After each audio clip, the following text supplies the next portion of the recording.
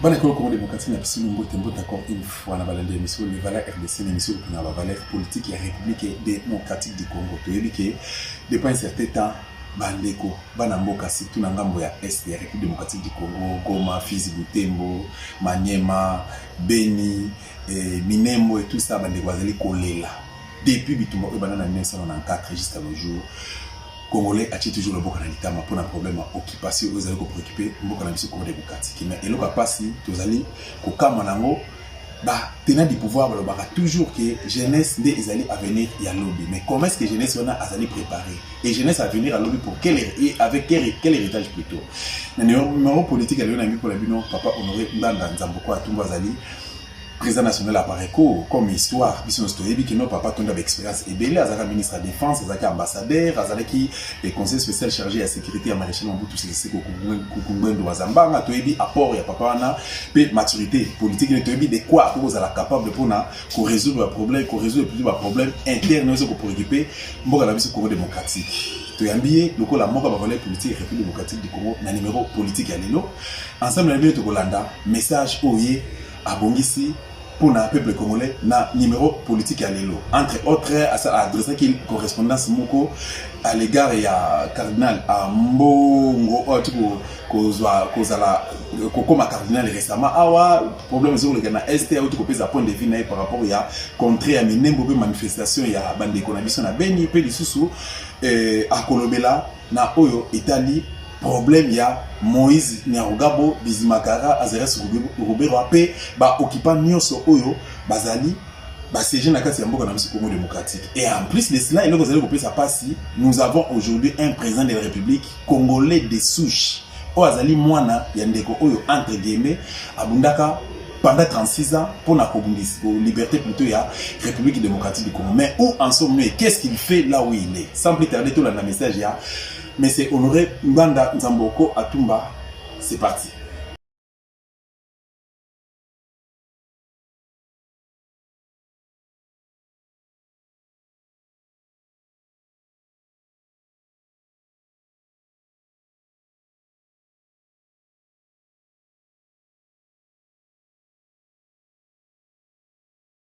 Eloko ya liboso nakoki na limbola bino tina nini nakomi mokanda wana ezali fo boyeba te église catholique romaine en tant que état parce que basé ko dépendre na Vatican cité à Vatican ezali na statut international d'un état et c'est l'un des états les plus puissants au monde. Ensuite, l'Église catholique de la République démocratique du Congo, Oya Congo, Kobanda l'époque coloniale, c'est l'institution la mieux renseignée et la mieux informée. Retenir Yango Pe Moto Yazolo Belabino, c'est un ancien responsable des services d'information et de renseignement du Zaïre. C'est l'institution le mieux informée. Et la preuve, ce qui au Tali n'a maso mazekoleka. O Itali makambo ya maponami o na komeli na yango cardinal. Okomona que église catholique azalaki toujours na pointe. Na 2006, na élection ya 2006. Cardinal Echo a telemaki pe a belelaki malumalu à partir de Bruxelles. A lobinaye dites la vérité au peuple. A Koufaki na ba condition biso na bino toyebi. Simanaye Cardinal Mosengo na ba élection après ba élection yo nyoso to connaître il y a 2011 alobi que les médiocres dégagent. Il y a Zali un peu diplomate mais si alobi les médiocres to comprendre biso banso que Zali ba occupant na bandeko na biso oyo bakei kosangana na baoccupant. C'est ça la médiocrité alobi ba dégager. Na tokokota moi parenthèse même côté il y a église protestante tomona ki Monseigneur Ekofo a telemeli nini occupation ya ba Rwandais a bombardé bango na miso na église bakimaki epa ya Mosengo balobi bakende na église protestante kunande bakozwa nini un peu nini complicité mais a bombardé bango tout droit azawapi akimi po balingaki kobomaye. Alors ndeko leki na ngai cardinal ya mbongo ye motu tango ba élection oyo ya décembre 2019 et salemi yende atomboli mungongo balobaki non seulement résultat ya CNI eze ya lokuta mais alobi motu alongaki ba élection ezali Martin Fayulu a pesi pourcentage. Félix Tshisekedi abimaki motu ya misato après Shadari pe alobi mokili mobimba et aider pour rétablir vérité. Ye moko azongelaki lisusu alobi amoni que Félix esiko ya afandi wana azali kaka ekeko ndenge on ayebisaki bino juste le lendemain azali na pouvoir te makambo maso eloko moko échanger te pouvoir nyonso ezali se o maboko ma kanambe pe asengaki communauté internationale esalisa biso. Alors naye kokamwa mbala moko ndeko na biso depuis akendeki na États-Unis azongi depuis basali cérémonie na ye na Rome makambo ebaluki mbala moko makambo yo nyonso bitumba tozalaki kobunda na ba Martin Fayulu alobi nyonso wana ekomi futilité totika yango ba Kristo baso ba Congolais baso bakende koyokana na nini na Félix na réconciliation. Oh mais motu oyo boye azali na kuna pe Félix esika afandi kuna ti lelo na kanisi tokozwa temps ya kosolola na yango azali ko meme bisonde azali nde ko meme mboka na kati ya occupation pona ko ete ba occupant basilisa processus ya occupation ya mboka na biso yango na kokaki kotika eze lokola yo tata omoni mwana na kati ya ndako ze na bana na yo mwana moko aibi livre ya ndako akeko mona bapaya po bango atekela bango ndako basala ba démarche ba botolo bino ndako na fraude yo sikolobi na baleki yo batomboki ate botika kaka yokana kaka na ndeko na bino mebwako yokana na ye soki azongisi livre ya ndako soki abimi ye na bapaya azongi na libota wana boyokani me moto azeo maboko mabapaya azali kosalela bapaya pote to bakata mboka pe évêque le cardinal ayebi yango malamu danger oyo ayebi malamu bandeko na ye basusu bakufi pona yango. Talantina oyo nga nalobi nakoki kokanga monoko te na belela ye polele pote akoka kotelema motu nyonso amikosaka moto ya mikosaka te kaka nzambe me azali motu soki bolembu ekotelaki epona ba pression oyo azwi euti libanda akoka kobongisa. Talatina na komeli ye mokanda yango wana.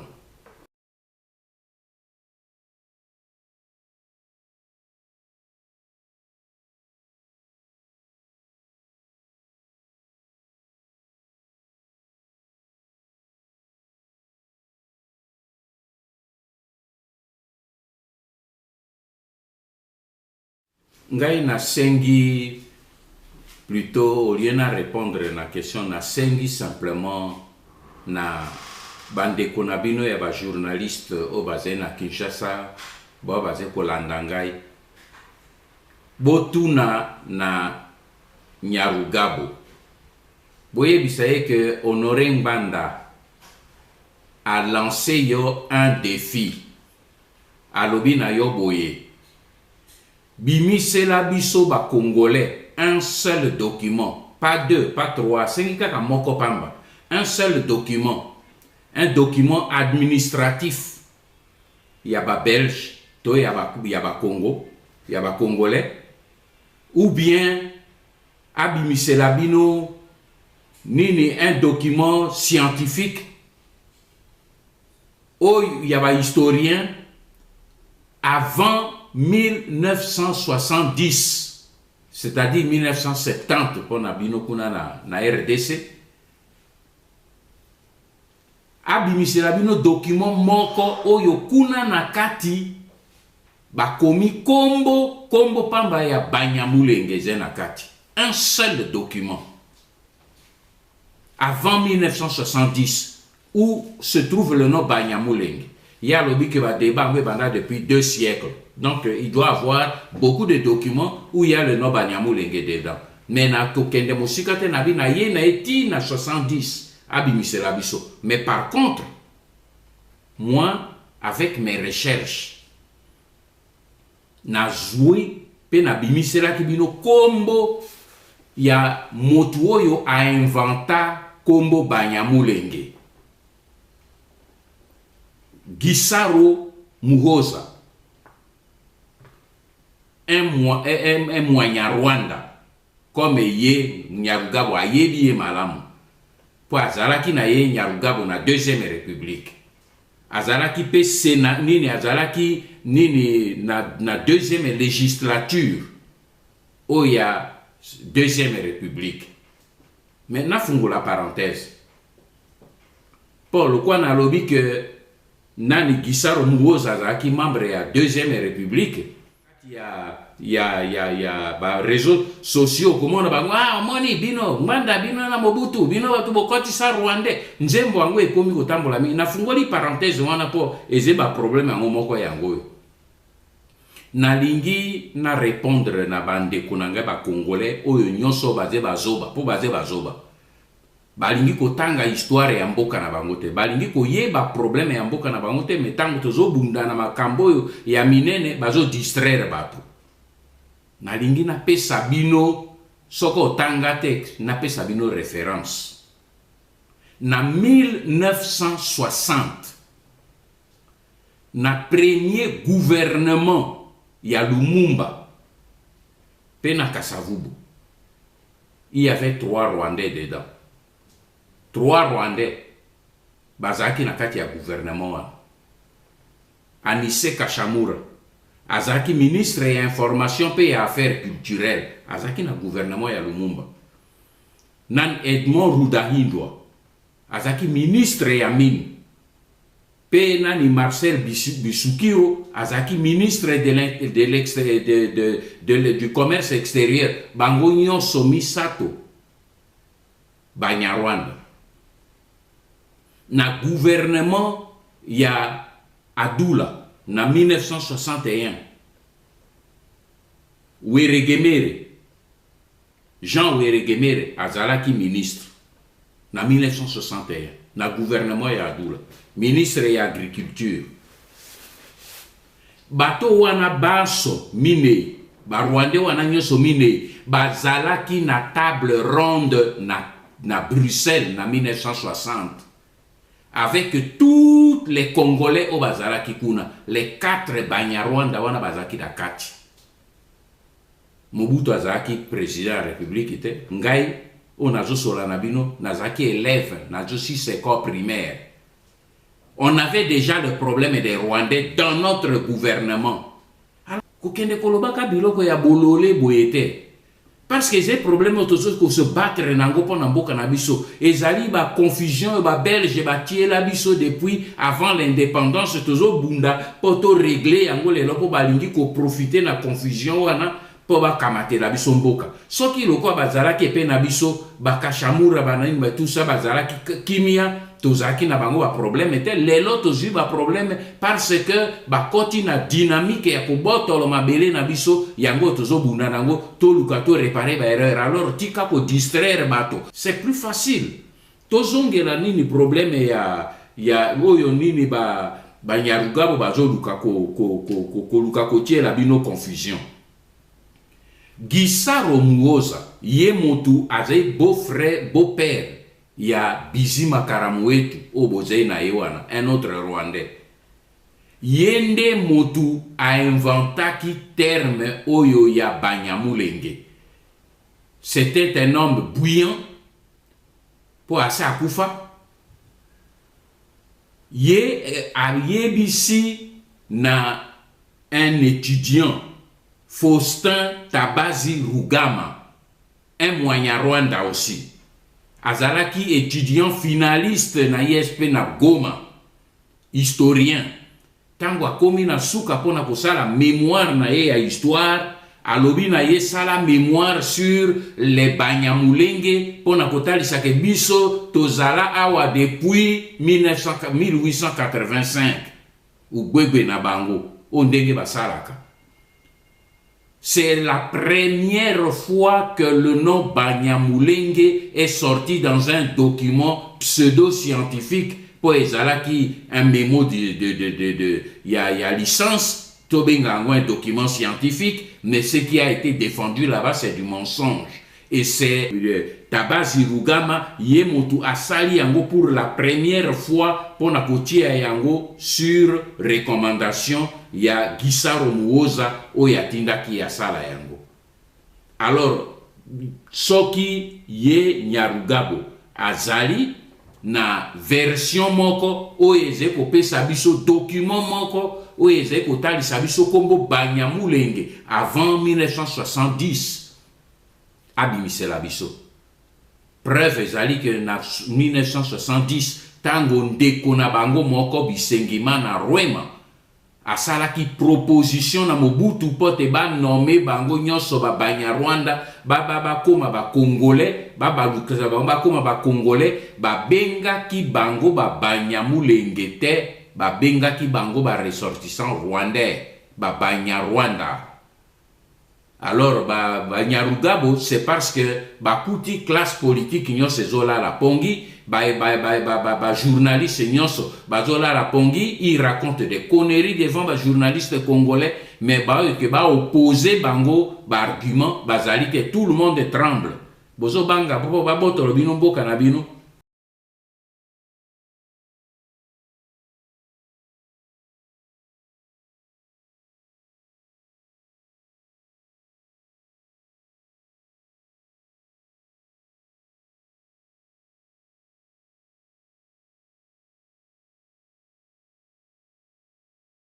Mensonge oyo ya Ugwege oyo ya Barwandais ona uti kolimbola bino yo yango wana ezi komi traduire même sur le plan géostratégique na terrain parce que élément ya confusion oyo ezi na terrain ezi kotalisa lokuta na bango Mulenge epai oyo ONU ayaki kotia bango Banyarwanda baye komipesa kombo ya Banyamulenge. Mulenge ezali na zone ya Uvira au nord. Minembwe oyo esika bango bazobunda bitumba ezali na zone ya Fizi au sud. Et Kolongwa Mulenge po ya kokendeti na Minembwe est à peu près 100 km. Alors bango soki ethnie na bango po ethnie moko ezalaka na territoire nango configuré.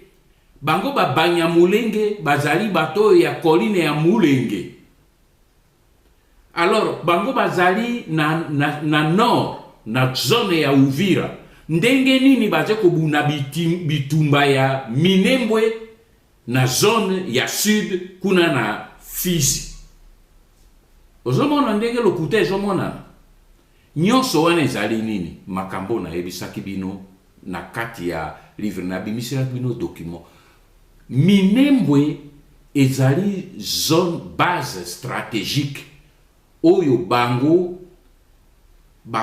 détermina yango na Kagame depuis 2004 mois de janvier. Basalaka réunion na Kigali. Nyonso eze na kati ya livre na pesa bino. Tala ba conséquence ya moto ze nango lelo. C'est-à-dire, batiki côté ya Uvira, bakomi maintenant Minembwe.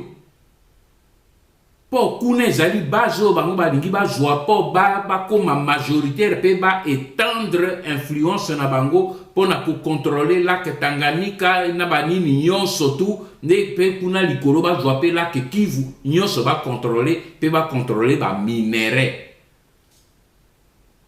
Ozomona e problème tozena yangonde yango wana. Alors il faut maintenant biso ba congolais nde totelemela bango. Alors so tozali kaka kobanga biloko oyo bomoni soki ba ruberwa ba nyarugabo bakomi kotombola mito, c'est parce que jeunesse congolaise alali pongi na kati ya ville ya Kinshasa. Bato baye ko botolo bino mboka bateki pe bazo mvuka bino kaka na kati ya Kinshasa lokwa bana ba jeune ya Kinshasa bazate. Ezamawa moto mosusu akoya kosala ngo na place ya bino te, kosala ngo bino moko nyonso wana eze kotalisa lokuta na bango.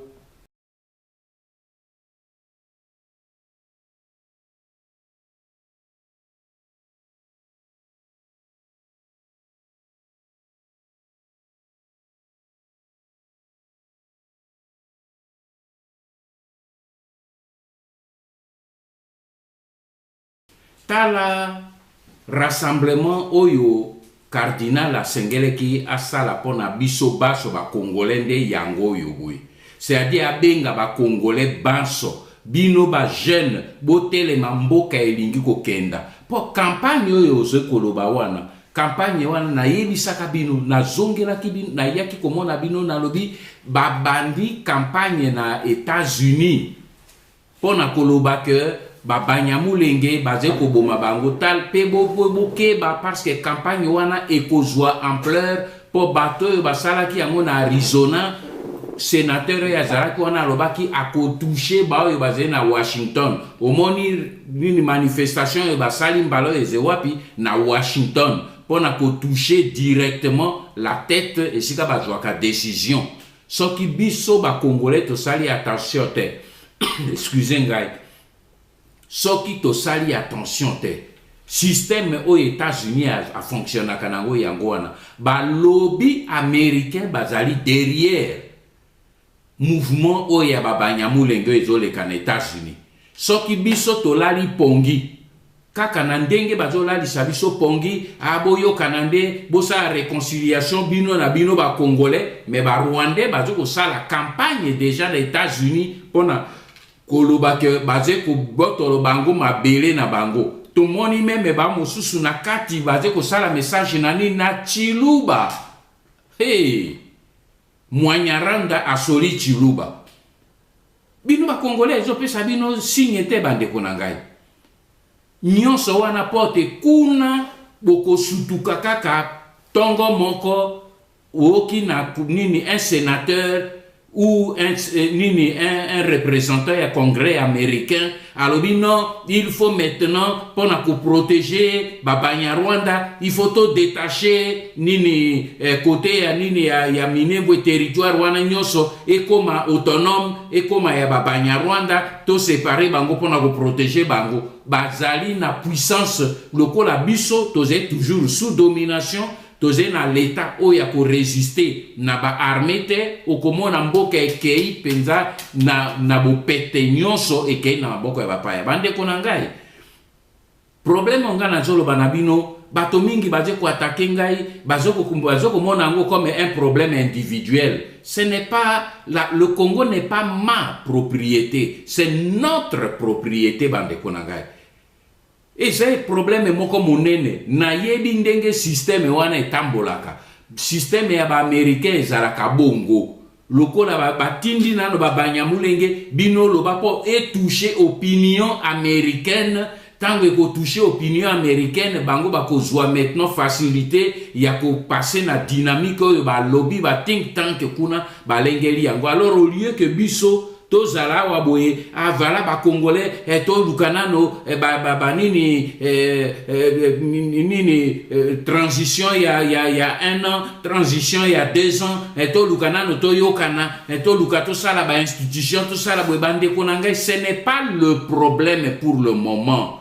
Na supplié bino ezali problème d'abord to mekako sanganana no to stopper processus oye ko komi déclenché ezali important to tel misa peuple congolais a tel me pona ko bloquer situation yo to mobiliser ba étudiants ya ba campus nyonso universitaire ba institut supérieur ba telema tango ONU na bango kuna na poto ba komono que jeunesse congolaise ba telemi opinion congolaise telemi ba ko reculer. Mais soki biso tozola la pongi na ba nini ba système ba zolo ba réconciliez vous les Congolais entre vous boyo kanakaka, mais dans l'autre temps ba paya bazo kamatamboka tokolela pe génération ezekoya et ko juger biso sévèrement.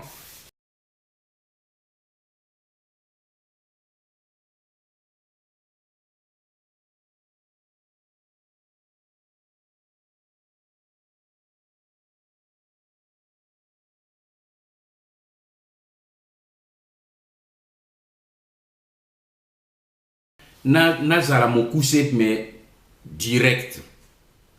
Na yebi ke makambo nazolo belabino, ça m'écoute moins na côté à ba communauté internationale. Bazo considérer ngai comme moto ya zo dresser ba congolais contre communauté internationale. Naza contre communauté internationale te po biso moko République démocratique du Congo te pe membre ya communauté internationale. Mais na lingina lo belabino une chose. Pour retenir yango bien. Et c'est pour intérêt na mboka na biso mobimba. ONU oyo bozo yoka ONU lelo. Boyeba ke ONU lelo ezena maboko ya États-Unis d'Amérique. Pe ezali main armée ya États-Unis d'Amérique. Basé ba changer système na bango ke olie ba tinda ba soda na bango surtout na mboka ya biso ya o ba bengi sous-développé ba mboka ya biso batinda ka basoda na bango na mboka ya biso te batinda ka na bamboka oyo ezali nini ya likolo epai na bango kuna mais epai na biso batinda ka nde ONU po aya kosala mosala po na intérêt na bango baolo bateke baze ba impérialiste ba armée na bango ezomona na yango na bajwa ONU lelo ezali na maboko ya États-Unis comme un instrument oyo ezali bango baze ko utiliser pour na ko contrôler pe ba ko défendre ba intérêt na bango ko déstabiliser ba mboko bango balingi ko déstabiliser ya mibale eze logique ya premier point na ebisibino ya mibale ba guerre nyonso oyo esalemi na région oyo ya biso ya Grand Lac africain depuis 1990 nyonso ezali œuvre pe plan ya États-Unis. Génocide esalemaki na Rwanda na 1994 94 tala rôle nini ONU na bengaki yango minuar rôle nini azalaki nango Abiarima na yebisi bango nga nazalaki présent tango azaki koloba yango na président Mobutu na yebisi bango que guerre elingi komi exploser guerre civile ya monene ezoluka emi exploser ba envoyer un renfort ya ONU pour que et empêcher la guerre. Réaction Bill Clinton a pessimitindo Kofi Annan ba bengisi ba vide plutôt nini troupe ya ONU o na zoloba ba témoin ebele ba koma ngai moko na koma ngo ba bengisi ONU abimi po atikela Kagame na ba troupe na yo ya Museveni occasion po basala oyo basali MONUSCO yaze pe na biso azali na mission ya kobatela ba Congolais te. MONUSCO aye pour na prolongement ya schéma ya ba États-Unis oyo bazali na yango pour na ko contrôler minere epai na biso. Yango wana omoni lokola bafandi armée oyo ezali na plus de 20 000 hommes pendant 20 ans face na bato oyo bazali na arme ya maboko te. Bongo bakoka kosulisa kotia kimia te. Bozo trouver yango normal. Bazali wana pona ngute bazali wana pona kobattre la structure. Donc nyonso yo lobi ndenge bazalaki ko bango bazalaki ko accompagner le Rwanda. Bazali ko accompagner bakunda batware banani bantaganda eze bato na bango. Mission e bango ba ye pona kobattre la bango. Il faut biso ba Congolais to comprendre. Mais comme tozali occupé par le même Rwanda qui contrôle les institutions chez nous, nini okuyoko décider que ONU akende comment? Oyo nyonso oyo boyeba nini Kanambe azaki ko sala wana Meloni doit partir mais bozoye ba ezole kanabu tout est. Ça c'est pour la consommation ya bino ba Congolais. Mais oyo bango bazeko décider na Tutsi Power c'est autre chose. Ils ont besoin d'eux parce que c'est leurs alliés. Alors il nous appartient à nous Congolais botika yango na lobaka na bino tika ideo ya kokanisa que communauté internationale akoya ko aider biso to bima na kati ya libulu to ko bima kaka biso moko. Soki to sali effort te to ko kufa na kati.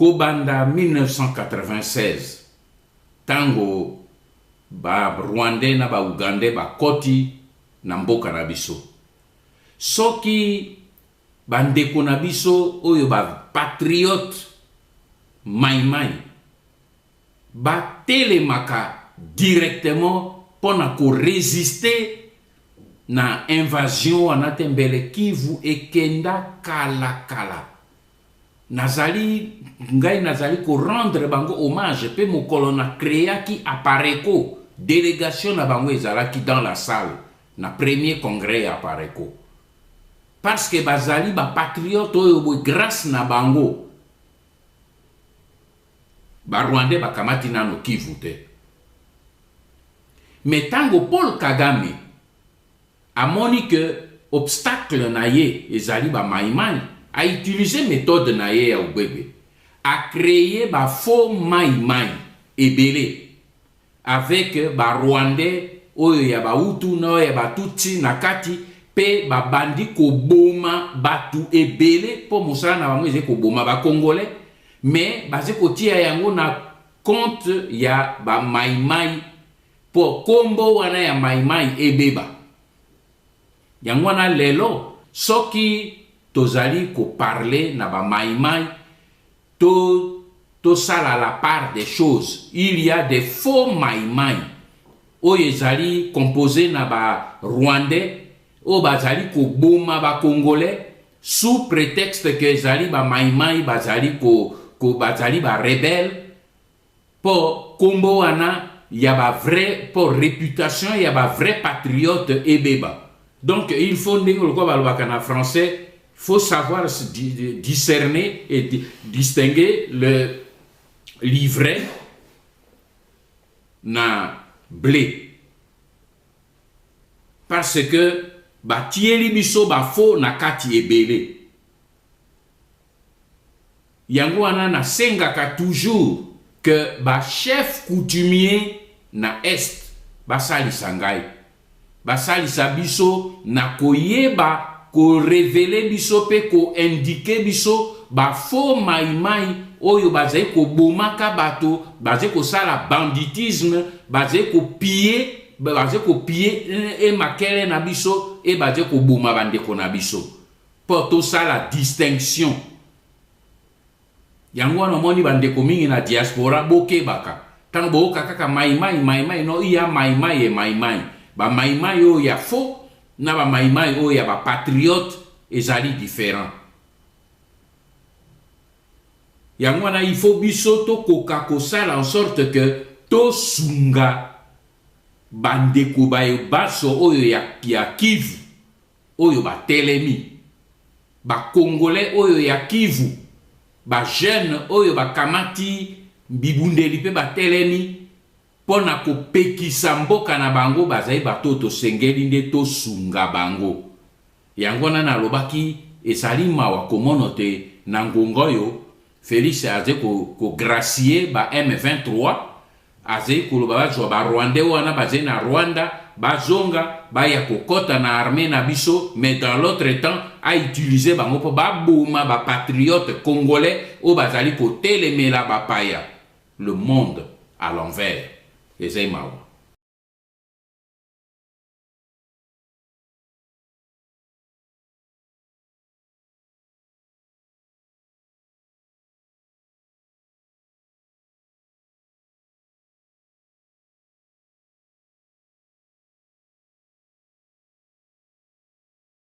Nalanda qui très bien, de très près, rencontre et Salemaki na Sochi na Russie. Il y a des côtés positifs, il y a des côtés négatifs. Côté positif, Esaïe peut-être le fait que relation développement, il y a relation avec la Russie, et c'est qu'on casser monopole au Occident a joué en Nambo Canabiso depuis la chute des murs de Berlin. Occident a ticali un monopole sur l'Afrique et que maintenant l'arrivée, le retour de la Russie en Afrique et qu'on brisait un peu ce monopole-là. C'est un aspect positif. Mais ce qui aspect wana ezali simplement retour à la Russie ou bien changement de cap wana c'est simplement qu'on quitte un maître pour aller chez un autre. C'est-à-dire on déshabille Saint-Pierre pour habiller Saint-Paul. Dans ce monde l'utilité dans votre. Et il dit que l'Afrique ne doit pas remplacer l'Occident par la Russie. C'est une mauvaise approche. L'Afrique doit être souveraine, indépendante et diversifier ses relations avec le monde, et cela librement en fonction des paradigmes et des intérêts africains. Voilà l'orientation comme bien, mais ce qui est président africain, comme l'impression que ça a donné, c'est comme s'ils répondent à une convocation pour aller simplement recevoir un peu des orientations et avancer biso africain.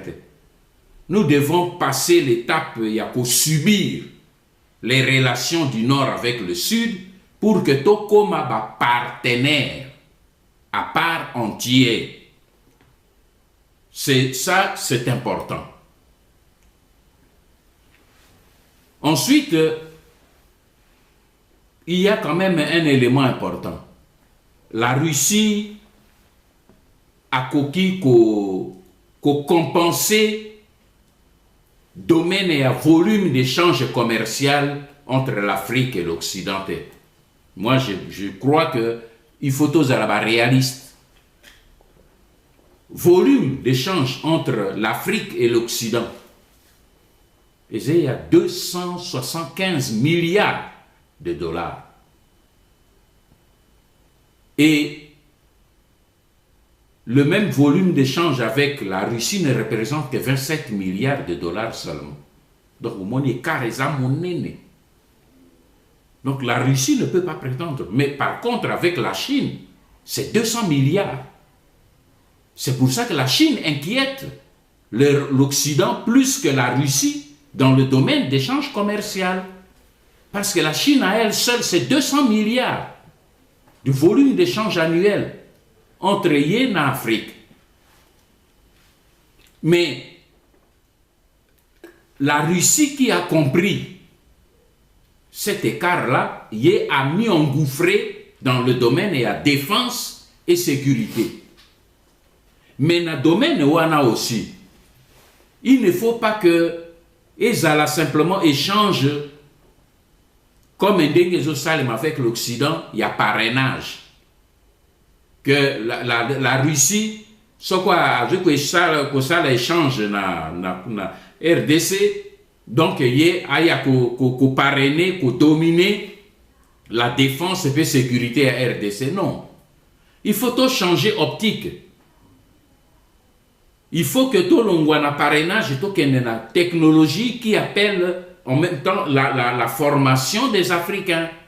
C'est-à-dire qu'il faut qu'on développe, il ne faut pas que tous à seulement le marché des produits finis. Non, mais il faut par exemple que Nini doit développer Nini ba école, il y a formation pour l'utilisation, il y a ba armes, il y a ba mandoki, ou il y a ba ça là. Même envisager même technologie, il y a fabrication à bilo qu'on a biso moko pour notre propre défense selon notre propre budget. Voilà un peu ce que je peux dire. Ce qui veut dire qu'il faut biso tout le cas plutôt africain, tout le cas comme inspiré. Na exemple, il y a Chine, il y a Singapour, il y a Brésil, où il va réussir tant que faire se peut à sortir du diktat, du monopole, de la supériorité de l'Occident sur le reste du monde. Il faut bisoto kota dans cette optique-là, to mekakozwa, et cela demande que tous les dirigeants autonomes, les dirigeants forts, les dirigeants indépendants dans leur tête. Merci pour comprendre que n'a changé de parce que n'a qui m'a cassé. Pourquoi? Parce que au jour d'aujourd'hui, tala vraiment makambo oyo bo qui pas ba même mission kata mboka. Toujours au na ba musicien artiste musicien tout ko landa récemment awa ndeko oyo héritier watanabe auto ko lakisa biso nibité na commence kanaka na ba makambo na kati ya chambre na mbeto non seulement yé ba ministre au ba défilé na ba gouvernement au tuko leka ba sénateur ba ministre ba proche à président de la République Joseph Kabila Kabange bazo la ça comme bazo se masturber na kati ya bureau eza mon peuple au qui pas ba même les biso tozo mona comment ba pasteur ba siéger na mboka na biso Congo démocratique na venir moko au mona 15 20 35 églises ba terrasse n'en parlons pas ba concert matin midi soir peuple congolais topé bana mboka bazana temps pour réfléchir distraction musique partout quand est-ce que bana mboka bakoza conscience ya koluka s'impliquer na affaire politique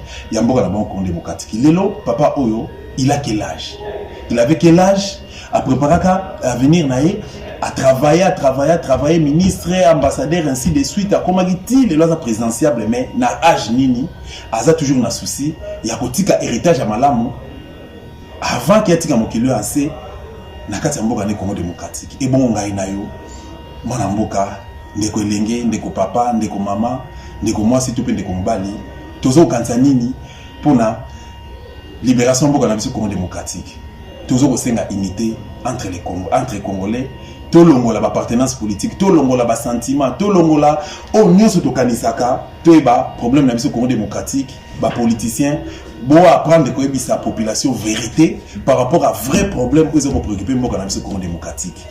Tu as une crise de leadership, tu as un problème, il y a élection, tu as un makambo puis nous besoin de reconnaître même bon dans les habiter un problème, il y a occupation rwandaise. Depuis 1994 guerre banana est Joseph Kabila